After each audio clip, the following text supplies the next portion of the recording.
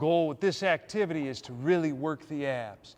I like this move for someone who's a narrow infrasternal angle, who needs a little bit more hip flexion, as well as improvements in trunk rotation.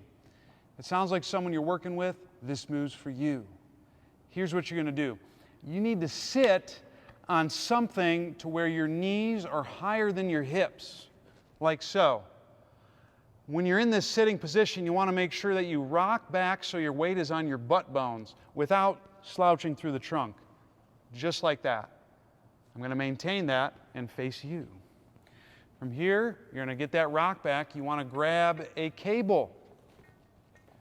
You're going to pull the cable. I'm not that strong.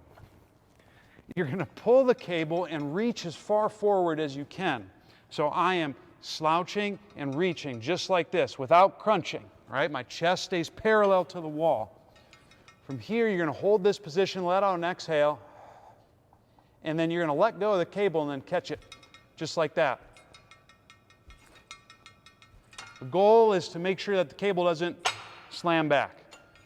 So, butt bones, reach, drop and catch. And that's how it's done. Give it a shot.